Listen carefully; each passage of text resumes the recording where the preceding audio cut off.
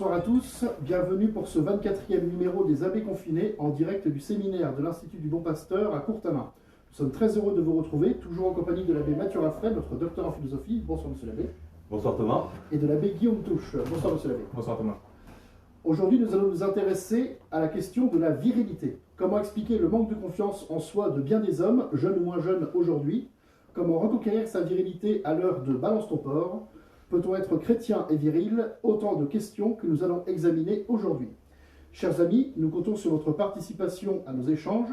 Vous pouvez nous envoyer vos questions en direct sur le live. Nos abbés seront très heureux de vous répondre. L'Occident a perdu foi dans la masculinité. Tel est le titre d'une célèbre conférence donnée par Jordan Peterson. Jordan Peterson est un psychologue clinicien d'origine canadienne. C'est aussi un professeur de psychologie à l'Université de Toronto. Et c'est un des grands pourfendeurs du féminisme, de la théorie du genre, de la gauche radicale. Bref, c'est ce qu'on appelle un des grands tenants du politiquement incorrect. Ces vidéos, ces conférences attirent des milliers et des milliers de jeunes gens parce qu'ils traitent notamment d'un sujet important, comment retrouver sa masculinité. Messieurs les abbés, ma première question sera: pourquoi les hommes sont-ils autant préoccupés par cette question de la masculinité, par cette question de la virilité? Alors, pourquoi est-ce que les hommes sont tellement préoccupés par cette question? Je crois qu'il faut revenir dans un contexte un peu historique pour relier cette question à des problématiques actuelles, contemporaines. Alors, il y a vous avez cité un psychologue, j'en cite un autre, qui s'appelle Alain Ehrenberg, un psychologue sociologue français, qui a écrit un bouquin qui a passé toute sa vie à étudier cette question. Il a écrit un bouquin qui s'appelle « La fatigue d'être soi, dépression et société ». Et alors, il fait un lien très intéressant entre la pensée libérale de la société contemporaine et la dépression qui touche particulièrement les hommes. Alors j'essaie de schématiser un peu cette pensée. Vous vous souvenez que la pensée libérale, à partir du XVIIIe siècle, font l'action sur l'initiative individuelle. C'est-à-dire que c'est l'individu qui doit, dans son action, sa façon d'agir, ce qu'il fait, produire de la richesse. Et c'est la question du rendement, de la rentabilité qui est au centre, la question de la productivité. Vous savez, c'est le fameux, ce qu'on appelle le taylorisme, qui considère l'ouvrier comme une machine comme les autres, qui doit être rentable, qui doit faire du travail.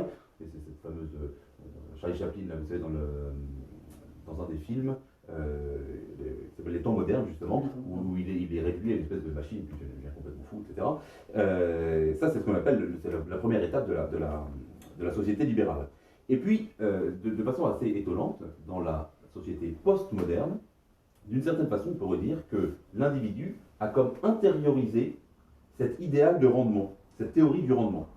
Alors, vous voyez, on n'arrête pas de parler aujourd'hui des questions comme l'accomplissement de soi. Il s'agit de maximiser ses compétences, de se maîtriser, de développer ses capacités, que ce soit l'esprit d'entreprise, etc. Et donc il y a une espèce de préoccupation, de focalisation sur la performance. On peut même parler de culte de la performance.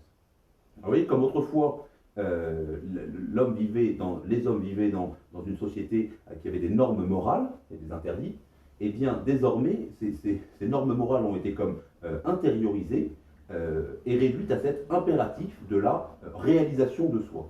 Alors, ce qu'on peut appeler une espèce d'apologie de la réussite, de la compétitivité. Et alors, vous voyez, la difficulté, c'est que désormais, dans cette nouvelle mentalité, eh bien, cette mentalité de la performance, en fait, je vaux ce que je fais. C'est-à-dire que mes actions sont immédiatement rapportées à mon être, et donc à ma valeur intrinsèque. Alors, vous comprenez que, du coup, ça a l'air d'être une force, une puissance de l'homme moderne, mais en fait c'est une grande faiblesse, parce que l'échec est vécu immédiatement comme une remise en cause de sa propre personnalité. Si on ne parvient pas à faire quelque chose, c'est vu comme une... C'est un échec immédiat. Donc il y a cette espèce d'échec dans l'action, de manque de performance, qui va être un échec personnel, qui va entraîner un sentiment de honte ou de culpabilité, et donc un sentiment d'impuissance par rapport à la société et au monde qui nous entoure. Et c'est ce que ce philosophe, ce sociologue Ehrenberg appelle la fatigue d'être soi, cette espèce de sentiment d'impuissance, et donc qui peut être caractérisé comme un déclin de la virilité. En tout cas, c'est la source de la dépression dans nos sociétés libérales. Donc il y a un lien entre voilà, sentiment d'impuissance, dépression et libéralisme. Oui. Alors, juste pour illustrer mon propos, j'ai regardé là, il y a quelques instants avant de commencer cette émission, sur un site d'un magazine pour hommes. Vous savez qu'il y a des magazines pour hommes. Donc, il y en a un qui s'appelle GQ. Et alors, si vous allez sur le site de ce magazine, eh bien, vous trouvez des articles où tout parle de performance. Alors, la performance dans le sport, évidemment, c'est d'ailleurs pour cela que les héros aujourd'hui sont les sportifs, parce que ce sont ceux qui arrivent à faire les plus grandes performances et les performances les plus radicales. Et puis, la performance dans le style, la performance dans la coolitude, et les performances sexuelles aussi, évidemment, et parce que ça, c'est l'un des points principaux, c'est que l'homme est réduit, la sexualité humaine est réduite à une question de performance, que ce soit pour l'homme ou pour la femme d'ailleurs. Et donc, en tout cas, c'est très caractéristique de cette mentalité de l'homme moderne, de vous voyez, cette idéologie de la performance qui découle à une idéologie de l'échec et donc à la fatigue d'être soi. Alors, on assiste aujourd'hui à un durcissement de la cause féministe. On connaît le fameux mouvement MeToo, qui a un succès mondial, et qu'on connaît mieux en France sous le slogan « Balance ton porc ». On sait que ce mouvement s'est développé notamment autour de l'affaire Weinstein, ce célèbre producteur américain accusé de violence et de harcèlement sexuel. Mais le féminisme est bien antérieur à l'affaire Weinstein. Il y a par exemple le fameux livre de Simone de Beauvoir, Le deuxième sexe. Il y a également le mouvement MLF, le mouvement de libération des femmes, dans le sillage de mai 68. Quel est le lien entre le féminisme et la dévirilisation ? Je crois que dans un premier temps, il faut un petit peu situer le féminisme, parce qu'on parle du féminisme, c'est une notion qui est finalement assez large. Il faut voir qu'il y a peut-être deux courants principaux dans le féminisme, ou du moins une évolution qui distingue deux évolutions dans le féminisme. Le premier a été en fait un féminisme qu'on pourra qualifier de plutôt différentialiste. Bon, je crois que c'est Hélène Benoît qui fait cette petite distinction de différentialiste, où en fait la femme a cherché à être un homme comme les autres, voilà le terme qui est utilisé, et dans ces différences sociales de travail, d'accomplissement dans la société, elles ont cherché à vouloir être les égales des hommes, voilà, en essayant d'obtenir les mêmes droits, hein, les mêmes droits, le droit de vote, qui était un grand combat, la participation dans la société, l'égalité des salaires, sont encore des choses qu'on entend régulièrement.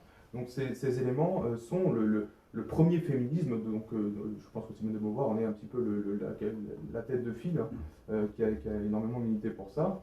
Et il y a ensuite une évolution un peu plus récente, disons, dans les années 80, où c'est un féminisme qui va finir non plus par demander cette égalité vis-à-vis des hommes, mais qui va finir par enlever toute différence, toute notion même de différence entre les sexes. C'est-à-dire qu'on va nier l'existence des sexes pour arriver finalement à une sorte de terreau commun où on pourra choisir ce que l'on doit être. Hein, c'est ni homme ni femme, c'est mon choix. Je pense que c'est un petit peu l'évolution à laquelle on est beaucoup confronté aujourd'hui. Enfin, ces mouvements féministes qu'on voit, hein, je pense au Femen, je pense à tout un tas de mouvements qui sont assez radicaux d'ailleurs, hein, et qui sont vraiment une expression beaucoup plus radicale de ce féminisme. Et je crois que c'est une évolution exacerbée de ce féminisme premier différentialiste. Voilà, du coup, il va chercher à détruire ce qui est désigné comme reste du patriarcat. Bien sûr, donc voilà. il faut détruire ce qui est viril, ce qui est masculin, afin de ce qui était peut-être un combat plus social dans un premier temps, une lutte des sortes de lutte des sexes, voilà, entre le patriarcat qui s'impose, etc., doit aujourd'hui devenir une annihilation totale. On doit supprimer ces différences-là pour pouvoir s'exprimer totalement. Alors c'est Monique, je ne sais pas si je vais bien dire le nom, Monique Wittig, je ne sais pas si je prononce bien, qui était une militante féministe radicale, qui est à l'origine notamment du mouvement de libération des femmes. Et elle voyait l'hétérosexualité comme un régime politique autoritaire et violent. Et elle disait même que le concept de la femme, c'est encore un mythe qui est imposé par le modèle binaire de division homme-femme. Et elle disait, il s'agit de détruire le sexe pour accéder au statut d'homme universel. Alors ça rejoint un peu la théorie du gender. Monsieur Labé, est-ce que vous pouvez nous parler de cette théorie ? Oui, tout à fait, c'est exactement ça. D'ailleurs, la théorie du gender est née dans cette deuxième vague féministe.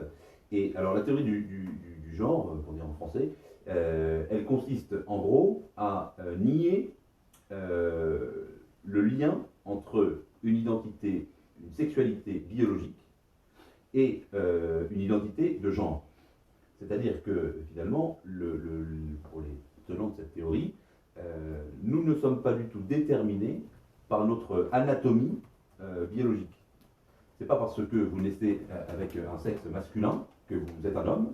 Vous pouvez choisir d'être une femme ou d'être entre les deux comme vous voulez. Et c'est parce que vous naissez avec un appareil génital féminin que vous êtes une femme.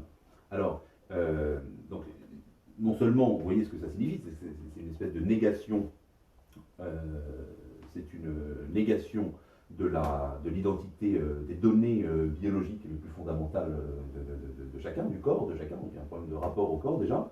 Et puis ensuite, c'est une négation des conséquences de cette identité biologique sur l'identité de l'homme et de la femme. Alors, et en plus, la conséquence, c'est que le fait d'être homme ou femme est purement construit. C'est-à-dire que c'est quelque chose qui est totalement culturel, qui est d'ailleurs accusé, enfin on accuse d'ailleurs, les théoriciens du genre accusent la société d'imposer une façon de construire la masculinité ou la féminité à cause de la famille, du milieu, de la religion, de la société, etc. Alors que chacun devrait être libre de pouvoir se construire comme homme, comme femme. Et plus que ça, je veux dire pire que ça, et ça rejoint ce que je disais tout à l'heure, à savoir que ce n'est plus l'identité, ce que je suis qui compte, mais c'est ce que je fais. Et donc c'est mon activité sexuelle qui va déterminer mon identité de genre. Voilà. Alors, monsieur l'abbé, on peut dire que ce qu'il y a de plus irréductible à l'humanité, c'est quand même la différence sexuelle. On assiste aujourd'hui à un effondrement de la différence sexuelle. On ne célèbre plus tant l'homme et la femme que, vous l'avez dit, l'individu, la personne, à travers le culte de la performance. Comment expliquer ce refus ou cette méfiance envers la différence sexuelle? Alors, moi je suis ni psychologue ni sociologue, donc il faudrait plutôt demander aux spécialistes de répondre à cette question, mais je pense qu'on peut dire en tant que philosophe, sur le point de vue philosophique en tout cas, ce qui est sûr c'est que le jeune aujourd'hui a cette caractéristique d'être une forme d'adolescent éternel. On pourrait dire que d'une certaine façon, c'est l'immaturité, c'est-à-dire l'incapacité à décider, à s'engager et surtout à tenir ses décisions, ses engagements qui caractérisent le jeune d'aujourd'hui. Alors, d'où vient justement cette difficulté? Eh bien, je pense précisément qu'elle vient du fait que dans l'adolescence, telle qu'elle est vécue aujourd'hui, en particulier à cause de la mixité qui est imposée dans les écoles depuis la plus tendre enfance, eh bien, il y a une difficulté à se constituer soi-même par rapport au même et soi-même par rapport à l'autre. Et alors, si on pense que cette différence sexuelle, elle est principielle, elle est vraiment un donné de principe de la nature humaine, eh bien, on comprend que normalement, c'est pendant la période de l'enfance et de la petite adolescence, eh bien, qu'on a d'abord besoin d'être soi-même quelque chose avant de se confronter à l'autre. Donc, et pour les garçons c'est vrai, mais pour les filles aussi, c'est-à-dire que le jeune garçon, je sais pas, entre 12 et 14 ans, il a besoin d'abord de se constituer par rapport à ses égaux, aux autres garçons, afin d'être quelque chose, avant d'être placé sous le regard de celui qui raisonne de façon différente, avant d'être jugé par un regard féminin. Et vous voyez, à cause de la mixité qui est imposée dans la jeunesse, eh bien, cette complémentarité, d'une certaine façon, est niée. C'est-à-dire que tout le monde doit être éduqué de la même façon, et donc je pense qu'il est très difficile, aussi bien pour un garçon que pour une fille, dans cette première adolescence, de se constituer soi-même, parce qu'il est toujours, ou elle est toujours, confronté au regard de l'autre, qui le juge selon des critères complètement différents. Et donc cette difficulté à être soi-même par rapport à ses semblables et par rapport à l'autre sexe, fait que à la fin de l'adolescence, ou dans l'adolescence tardive, quand on a entre 18 et 30 ans, eh bien, par un espèce d'effet contraire, eh bien, il va y avoir une espèce de réaction de rechercher ses semblables plutôt que de rechercher l'autre. Vous voyez, à l'âge où on devrait plutôt être capable de s'engager dans une relation de complémentarité, parce qu'on s'est déjà constitué par rapport à ses semblables, Eh bien, puisque ça n'a pas eu lieu dans l'adolescence, eh bien, désormais, ça devient très compliqué. Et c'est pour ça qu'on retrouve des jeunes de 30 ans, 35 ans qui préfèrent vivre en colocation ou aller boire des verres avec leurs amis, leurs collègues, leurs potes, plutôt que de fonder une famille et de s'engager dans une relation complémentaire, une relation de complémentarité. Et c'est vrai pour les filles aussi, qui préfèrent être entre Oui, copines. oui, justement, voilà, parce que vous avez souligné plutôt les conséquences de la mixité pour les garçons, mais pour les filles, du coup, quelles sont les conséquences Eh ben, je pense que c'est de la même façon, c'est-à-dire que on voit, je pense que les jeunes filles aujourd'hui sont placées beaucoup trop tôt dans cette relation de séduction envers l'autre sexe, envers les garçons. C'est pas rare, moi, j'ai rencontré des filles de 13-14 ans qui sont inquiètes de savoir si elles vont rencontrer l'homme de leur vie, s'ils vont trouver un mari, un père pour leur enfant, etc. Et puis, en fait, au bout d'un certain temps, il y a une espèce de fatigue de ces relations éphémères propres à l'adolescence d'ailleurs, et qui fait qu'à l'âge de la maturité, à l'âge où il faudrait être capable de s'engager et de prendre un engagement pour vraiment fonder quelque chose avec un homme qui est son complémentaire, eh bien, la jeune fille va dire je préfère m'amuser avec mes amis, etc., avant de m'engager parce que c'est trop tôt. Vous voyez, donc il y a la même démarche, je pense, chez les garçons et chez les filles. Donc, ce qu'on peut appeler on a parlé de dévirilisation, de manque de virilité chez les hommes. Il y a aussi une déféminisation, un manque de féminité chez les femmes. Alors, comme homme, mais aussi comme catholique, et je dirais même pour vous comme prêtre, comme réaliste, vous avez parlé, monsieur l'abbé, à plusieurs reprises du réalisme, que nous devons être des défenseur du réalisme. Que pouvez-vous dire à propos de la différence sexuelle? Que dit le catholicisme sur la question des rapports hommes-femmes? Je pense que pour cette question, il faut revenir véritablement à la source même de l'explication de la différence homme-femme, qui est le récit de la Genèse. Alors, je l'ai pris sous les yeux et il faut voir que la création de l'homme est racontée dans deux chapitres, dans les deux premiers chapitres de la Genèse, sous deux angles un peu différents. Donc le premier chapitre parle de la création de l'homme et de la femme en même temps, simultané. Donc Dieu, après avoir fait toute la création, arrive au sommet qui est l'être humain. Il les créa hommes et femmes, et ils sont ensuite. Dieu voit que son œuvre est bonne, et il leur dit soyez féconds, multipliez-vous sur la terre, etc., etc. Donc il y a cette première vision de la création où on voit vraiment cette dualité et cette unité même dans la création de l'homme et de la femme. Et le chapitre 2 est un peu plus intéressant parce que dans ce chapitre, on voit que l'homme est créé avant la femme.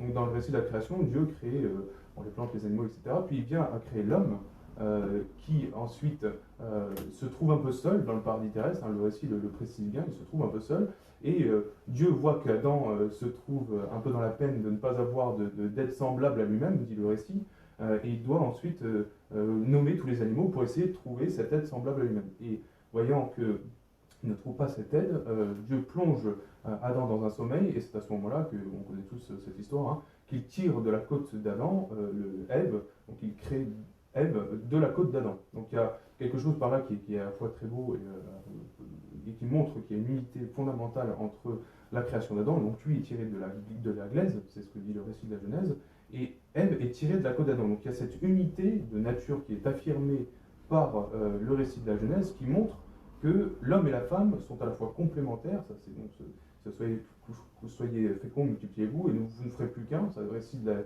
la Genèse 2 aussi qui le précise tout de suite, et vous ne ferez plus qu'un. Et donc il y a vraiment cette unité qui est manifestée par la création. Différence et unité. Donc il y a cette aide semblable à Adam qui est manifestée, et cette unité à la fois, donc cette complémentarité dont il a besoin, plutôt que de se sentir seul, Dieu lui a donné donc cette image, cette aide semblable à lui-même. Et du coup, voilà, il y a vraiment cette première manifestation du catholique, et c'est en ça qu'on ne peut pas du tout adhérer à cette théorie du genre, c'est que le catholique profondément croit que l'homme et la femme sont distincts, sont unifiés, mais sont distincts. Alors là, vous avez parlé d'une complémentarité à travers la Bible, à travers la création. Comment est-ce que s'exprime cette complémentarité sur le plan psychologique, sur le plan existentiel? Alors c'est assez compliqué parce que ça fait partie des topos de préparation de mariage qu'on peut avoir de temps en temps. Mais c'est vrai qu'il est compliqué de voir la différence psychologique entre l'homme et la femme, et on peut voir effectivement qu'il y a quelques différences assez semblables chez l'homme et chez la femme. Et donc on peut essayer effectivement de trouver quelques éléments qui permettent de déterminer ce que l'homme est plus et la femme est également plus. Voilà, donc pour ça, moi j'utilise un petit peu le livre du professeur Gray, hein, qui a écrit sur les hommes viennent de Mars et les femmes viennent de Vénus. Ce livre-là, Voilà. que je représenterai à la fin. Et donc il présente un petit peu les différents aspects psychologiques de l'homme et de la femme.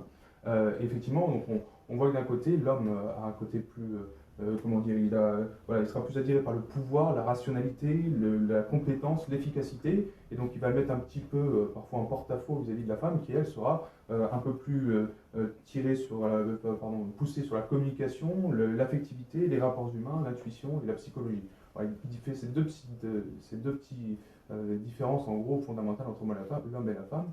Et il faut réussir à trouver un langage commun pour s'entendre, pour retrouver cette unité qui a été un peu bousculée par les conséquences du péché originel. Ça, il faut être un peu honnête aussi, c'est que ça met un peu de bazar là-dedans. Mais bon, ça, c'est pas tellement le propos. Mais en tout cas, cette unité doit être recherchée, et non pas pour soi-même, mais pour l'autre, dans l'unité du groupe. Ça, je pense que c'est très important aussi de souligner ça, c'est que on doit sortir de soi pour essayer, au bout d'un moment, par rapport à ces caractéristiques un peu fondamentales de chacun d'entre nous, d'aller chercher à comprendre mieux l'autre. Et dans un couple, c'est très important de comprendre ce qu'il ressent, comment il avance. Voilà, je pense à l'aspect affectif plus cyclique de la femme, hein, qui est assez biologique, mais il faut que l'homme le comprenne, ça. Et dans cette psychologie, c'est très important de réussir à trouver cette complémentarité également psychologique, si on veut, sur les deux aspects.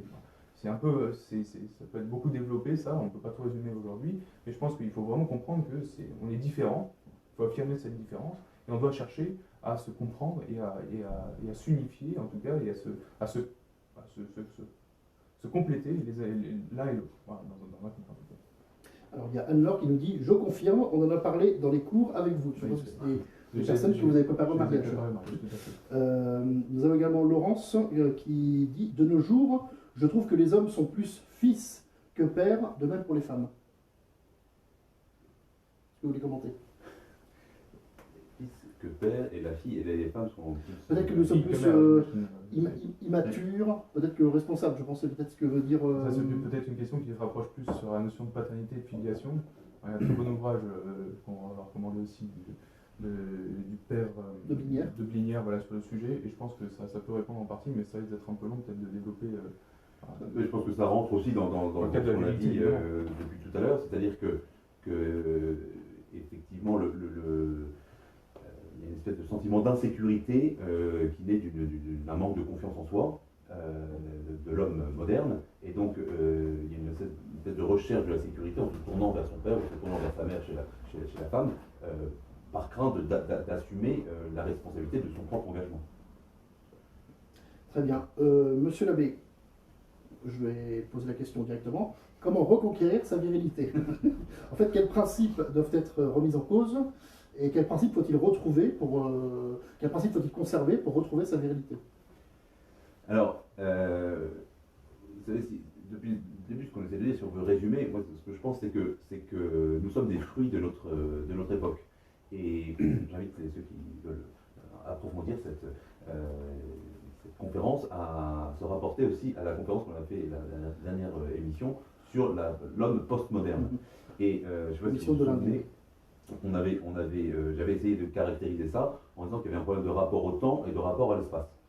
Et à mon avis, c'est là-dessus qu'il faut revenir, c'est-à-dire que l'homme, dans sa virilité, il est blessé ou il est perdu dans son rapport au temps et son rapport à l'espace. Alors, j'essaie de m'expliquer. Dans son rapport au temps, l'homme moderne, c'est l'homme de l'immédiat.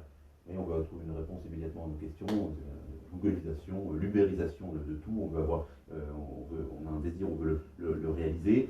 C'est le monde de la publicité, de la sollicitation, de la marchandisation, de la société marchande, quoi, où tout doit être rentable, immédiat, etc. Et en fait, je pense que tout homme en souffre. Pourquoi? Parce que il y a cette tendance à interpréter ses désirs comme des besoins. Et donc, en fait, chaque désir doit être accompli immédiatement. Or, le propre du désir dans une philosophie réaliste, c'est qu'il ne doit pas être accompli. C'est-à-dire que le désir, il ne doit pas être réalisé en tout cas. Il doit demeurer une source d'inspiration. Il y a des désirs qui sont bons, il doit demeurer une source d'inspiration. Ce qui doit être réalisé, ce n'est pas le désir, c'est le projet rationnel. C'est-à-dire quelque chose qui est pensé et qui est le propre de l'homme, à savoir d'être rationnel, et surtout de l'homme. C'est pour ça que peut-être que l'homme est plus touché par cet aspect. Et puis, par rapport à l'espace, d'une certaine façon, je reprends ce que je disais tout à l'heure, le manque de confiance en soi, c'est d'une certaine façon le fait de se dire est-ce que je suis vraiment à ma place. Et donc c'est un problème de rapport à l'espace. C'est-à-dire qu'on veut être rassuré plutôt que être quelque chose ou être quelque part. Vous voyez ce que ça signifie? C'est-à-dire que, et on comprend, toute décision, tout engagement consiste à se placer quelque part. Et le fait de se placer quelque part, c'est d'être dans une certaine position, eh bien, est vu par l'homme moderne comme un renoncement à sa liberté, comme les portes qui se ferment, alors que ça devrait être vu au contraire comme une assise, des racines qui sont plantées en terre, donc dans un certain espace, et donc qui donnent la possibilité de faire pousser un arbre. Et donc, vous voyez, il faut chercher, donc, pour conclure, quels sont les principes qu'il faut mettre en œuvre. Je pense qu'il faut d'abord retrouver le primat de la raison sur la sensibilité, et deuxièmement, le primat de l'être sur l'action. C'est-à-dire que ce qui compte, ce n'est pas ce que je fais, ce qui compte, c'est ce que je suis. Vous voyez, et ce qui compte, ce n'est pas l'accomplissement de mes désirs, mais c'est la réalisation des projets formés par ma raison comme des choses bonnes qui sont prévues dans le cadre d'un projet rationnel. Alors, comment est-ce qu'on fait concrètement? Est-ce qu'il y a des exemples concrets d'éducation à la virilité? Alors, au-delà des stages qu'on peut présenter aujourd'hui de revirilisation, c'est des choses qui existent réellement. Hein. On propose à des jeunes entrepreneurs, jeunes cadres, d'aller dans la montagne pendant 2 jours, voilà, se confronter un peu à la nature. Oui, mais est-ce qu'on peut devenir un homme en 2 jours? En 2 jours, ça va être compliqué, non, au contraire, je pense pas du tout. Enfin, bon, c'est déjà mieux que rien d'essayer ça, je crois. Hein. C'est au moins une recherche, ce qui est pas mal. Mais au-delà de ça, c'est une réelle éducation, je crois. Donc il faut prendre au moment où on est le plus malléable, hein, donc je pense qu'au moment de l'adolescence, la jeunesse, l'adolescence, on doit vraiment apprendre à assumer ce qu'on est en tant qu'homme. Et ça s'apprend par des activités qui nous poussent à nous dépasser, je crois. Hein. Il faut qu'il y ait une certaine forme d'épreuve, d'apprentissage de l'obéissance, de servir au sein d'un groupe, de viser vers un bien commun. Et je crois que pour ça, moi, il y a vraiment un exemple que je trouve assez bon, c'est le scoutisme par exemple, qui, à mon avis, montre bien et permet de vraiment acquérir tout un tas de notions, en tout cas, ou d'expériences qui nous permettent de grandir hein, dans cet apprentissage. C'est là où, effectivement, on arrive cul de patte, donc on arrive à l'âge de 12 ans, dans une patrouille de 7 gars, on a un CP. Cul de patte, c'est, pour ceux qui ne connaissent pas, c'est le le plus petit dans la patrouille, le plus jeune. C'est le jeune qui vient d'arriver, qui passe 12 ans. Qui a un peu les tâches ingrates. Voilà, au début, effectivement, on va couper du bois pour le feu, on fait les clés, ce qu'on appelle les clés, c'est des espèces de petits morceaux de bois qu'on doit mettre pour faire la table, etc. Ce sont vraiment les tâches ingrates, mais on voit ensuite les anciens qui eux savent faire. Qui eux-mêmes étaient passés par là. Exactement, qui sont passés par là et qui du coup savent ce qu'ils demandent aux plus jeunes. Et donc il y a cette espèce de contribution en plus au bien de la patrouille qui est très bonne. Et donc voilà, on est forcément poussé, dans ce scoutisme en tout cas, je pense que tous ceux qui ont fait l'expérience du scoutisme l'affirmeront, on est forcément poussé à se dépasser un moment. Je pense par exemple, la première fois on fait un raid, ce qu'on appelle une exploration, une marche de nuit, on va, enfin, franchement c'est ultra difficile quand on a 12 ans, on va faire 10 km la nuit, ou même le jour, enfin voilà, 25 bornes avec un sac de 10 kg sur le dos.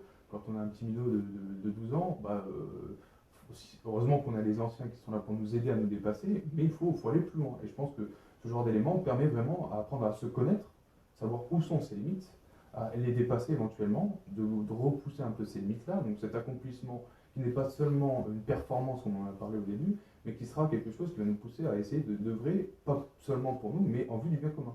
Pourquoi je vais me faire un peu de mal en grand jeu scout, pourquoi je vais essayer de prendre un plus gros que moi, c'était pour le plaquer au sol, alors qu'on va avoir plutôt tendance à vouloir prendre le petit, parce que ce sera mieux pour ma patrouille de faire ça. Donc je vais me faire un peu de mal pour essayer d'obtenir ça. Donc il y a vraiment cette notion de dépassement de soi. Bon, et puis après, il y a d'autres éléments encore. Mais, je pense que c'est une question qui concerne tous les aspects de l'éducation. Exactement. Même par exemple, je dirais, dans le travail de classe, c'est-à-dire ne pas se laisser abattre par un échec, savoir demander de l'aide pour résoudre un problème que je n'arrive pas à résoudre, etc. Et puis si j'ai une mauvaise note, me donner du mal pour travailler, pour réussir ce qu'on m'a demandé de faire, et ne pas abandonner. Je dirais même de cette façon assez triviale, c'est-à-dire que si vous demandez à votre enfant de faire de la musique, par exemple, la musique c'est un très bon moyen d'apprendre, parce qu'il faut savoir se dépasser soi-même. Il y a si je reprends le solfège, il faut passer des heures à apprendre des choses pas très drôles, pour réussir ensuite à faire mieux, etc. Et puis si au bout d'un an, votre enfant vous dit, en fait moi le solfège j'en ai marre, j'aime pas, je veux faire du cheval, tu peux arrêter. J'ai arrêté à peu près au bout de 10 ans, c'est quand même pas mal. Mais, je regrette d'ailleurs. Vous voyez, ne pas passer d'une activité à l'autre comme ça, simplement pour répondre à un caprice, mais apprendre à persévérer dans quelque chose de bon et de bien, qu'on apprécie, pour savoir apprendre à se dépasser, même si c'est difficile. Je crois que l'épreuve, pardon, juste pour, ce qui est important, c'est vraiment, il y a cette notion d'épreuve. Je crois qu'il faut pour dire un peu plus familièrement, il faut emballer un peu pour apprendre à être un homme. Alors ça peut paraître un peu maso ou je sais pas quoi, enfin bref, mais je crois que c'est pourtant essentiel. Il faut vraiment être poussé dans ses limites, dans ses retranchements pour grandir et pour apprendre à être un homme. Voilà, parce que sinon, face à l'adversité, demain, dans la vie, on sera effondré directement. Comme on disait au début, hein, il y aura l'effondrement de soi complet. Quand on apprend à se dépasser, ça permet justement d'avoir un soustinérer, quelque chose de maintenir face à l'épreuve. Je pense que ça manque beaucoup aujourd'hui. On voit que les jeunes aujourd'hui sont effondrés à la premier parpaing qu'ils se prennent, pouf, il n'y a plus rien. Même on a tendance vraiment à fuir les difficultés, à fuir l'épreuve. Et justement, c'est ce que disait le père Sertilange, que je cite encore une fois. Le père Sertilange écrit dans un livre qui s'appelle Le métier d'homme, qui est un ouvrage très intéressant, pareil, qui mériterait d'être réédité, mais qu'on peut trouver sur Internet. Un garçon éprouvé, c'est un moteur mis au banc d'essai. On saura s'il est solide et s'il tourne bien. Donc voilà, d'où l'importance de l'épreuve. Alors, vous avez une question de Marie qui demande: peut-on dire que le père de famille est comme un prêtre dans sa propre famille? Je pense que la comparaison est un peu compliquée parce que... La notion de paternité... la notion de paternité, en fait, elle s'exerce un peu différemment. Enfin, je pense que j'approche pendant que ça laissera bien réfléchir un peu. Des choses moins... je crois qu'en fait, la différence de paternité entre la paternité du prêtre et la paternité filiale, si on veut, c'est quand même un peu différent. C'est que nous, la paternité qu'on exerce comme prêtre est une paternité spirituelle, hein, avec les âmes. Donc la comparaison peut être faite, mais elle a quand même beaucoup de limites, je crois. Voilà, c'est vraiment différent parce que la filiation, on la voit, on la sent peut-être un petit peu dans le côté spirituel, mais concrètement, voilà, on n'a pas cette chance, parce que je crois que c'en est une, de tenir son propre enfant dans ses bras. Voilà, donc on ne peut pas avoir les mêmes implications qu'un père de famille aura vis-à-vis de son enfant. C'est-à-dire que voilà, lui, il aura pour mission de corriger, d'éduquer, d'envoyer, enfin de permettre à ses enfants d'aller plus loin encore que ce qu'il peut donner. Nous, on va faire la même chose, on n'a pas cette autorité naturelle, je crois, elle est spirituelle. En fait. C'est ce que disait aussi un jour un prêtre, c'est qu'un prêtre, c'est celui qui a renoncé à une paternité charnelle pour une paternité spirituelle. Mais il y a quand même cette notion de paternité. Une question de Aude qui nous demande: comment les femmes peuvent-elles aider les hommes à être virils et comment les hommes peuvent-ils aider les femmes à être féminines?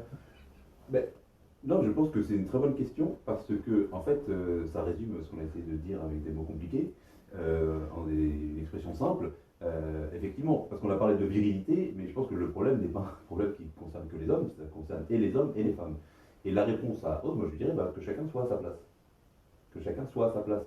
Dans le sens où c'est parce que plus une femme assumera sa propre féminité, avec la totalité de ce que ça signifie, c'est-à-dire une féminité biologique, mais psychologique, la maternité qui en découle, le caractère féminin qui va avec, et plus elle sera elle-même heureuse d'être une femme, fière d'être une femme, et elle cherchera les vertus féminines, plus le mari sera heureux d'être un homme et pourra exercer ses vertus masculines, et réciproquement. Alors, si vous voulez, souvent, on dit que... c'est parce que dans un couple d'ailleurs, il n'y a jamais, les torts sont toujours partagés, c'est-à-dire que on entend des femmes qui disent oui, mon mari n'est pas assez ceci, n'est pas assez cela, mais souvent c'est dû au fait que la femme va soit prendre trop de place, soit pas assez prendre de place, et qu'elle ne veut pas savoir se situer, comme je disais tout à l'heure, dans le temps et l'espace, de la même façon. Josiane nous dit: je pense que les hommes sont moins virils, car la femme s'est virilisée, et cela fait peur aux hommes. Qu'elles restent féminines, ils retrouveront leur place. Je pense que les femmes ont, en fait, par rapport à c'est un peu comme ça la cause-conséquence, qu'est-ce qui est la cause de la dévirilisation, est-ce que c'est une conséquence du fait de la féminisation ou une cause? Enfin, je pense qu'en fait, les femmes, en l'occurrence, ont pris la place que les hommes n'ont pas du tout assumée. C'est-à-dire que si l'homme ne tient pas ce rôle dans la famille, on prend l'exemple de la famille qui est, à mon avis, le plus évident, si le père de famille ne tient pas sa place, la femme va le faire, inévitablement, parce qu'elle a ce sentiment maternel qui va la pousser à vouloir donner ce qu'il y a de mieux à ses enfants. Et donc, s'il manque de la virilité au père de famille, il va falloir qu'elle l'assume. Donc, je pense qu'il y a vraiment ce manquement qui est constatable aujourd'hui, qui a dû être remplacé par les femmes ont dû prendre cette place-là. Je pense que Alors, Marcel Lecorte, dont j'ai déjà parlé à travers son livre L'intelligence en péril de mort, a également écrit des petits ouvrages brillants et très accessibles sur les vertus cardinales. La prudence, justice, force, tempérance. Ici, je voudrais me pencher plus précisément sur son commentaire de la vertu cardinale de force. Parce que quand on dit le mot force, on peut trouver ça un peu agressif, un peu violent. C'est quoi la vertu de force? Alors, vous faites bien de parler de la vertu de force, parce que justement, j'allais dire aussi tout à l'heure que c'est une question de vertu, à savoir, le problème c'est une question de vertu. Tout à l'heure, on a commencé toute cette émission en essayant d'expliquer que le défi de poser à l'homme moderne, c'était une question d'accomplissement de soi qui était toujours vu comme une performance. La vertu, c'est pas du tout la recherche de la performance. La vertu, c'est la recherche d'être soi-même quelque chose. Alors, il y a différents types de vertus, ce qu'on appelle en philosophie un habitus, c'est-à-dire quelque chose qui est comme une seconde nature, dit Aristote. C'est quelque chose qui est tellement en moi que je le fais de façon aisée, avec plaisir, sans aucune difficulté, et que ça, c'est un plus, un supplément de nature qui vient réaliser quelque chose. Plus j'exerce la vertu, plus c'est facile pour moi d'exercer la vertu. Voilà, alors le meilleur exemple d'habitus, pas de vertu, mais c'est de savoir faire du vélo, par exemple. C'est-à-dire qu'au début c'est difficile, et puis une fois qu'on sait faire du vélo, non seulement c'est facile et puis on se pose même plus la question, mais en plus on peut faire des choses plus grandes, puisqu'on peut aller plus loin, plus haut. Ah oui, et alors c'est vrai pour la natation, c'est vrai ça c'est des habitus physiques ou naturels, c'est vrai pour le piano par exemple, pour tous les instruments de musique dont on parlait tout à l'heure, c'est vrai pour toutes les activités du scoutisme, savoir faire un feu, etc. Enfin, c'est-à-dire que tout ça c'est sous le régime de l'habitude, c'est-à-dire qu'au début c'est compliqué, c'est difficile, et puis une fois qu'on a acquis la technique et qu'on sait le faire, mais ça devient facile parce qu'on a l'habitude. Alors, dans la vie morale, c'est la même chose. Et c'est là où on parle des vertus, des quatre vertus cardinales, donc la force, la prudence, la tempérance et la justice, qui sont aussi des vertus morales chrétiennes, mais qui sont aussi d'abord des vertus naturelles dont parle Aristote bien avant le christianisme. Et en particulier, donc la vertu de force, c'est cette capacité de notre âme qui nous donne la possibilité d'entreprendre et d'endurer des choses difficiles. Donc elle est spécialement dirigée vers les choses difficiles. Et alors, très important, même les femmes peuvent avoir la vertu de force. Elles doivent avoir la vertu de force. Et souvent, d'ailleurs, les femmes sont plus fortes que les hommes. Alors, vous voyez, dans ce sens, la violence, prise dans un sens positif, c'est-à-dire la violence, c'est la capacité de recevoir les coups et puis peut-être même de se battre s'il faut défendre quelque chose qui en vaut la peine, eh bien, devient une vertu.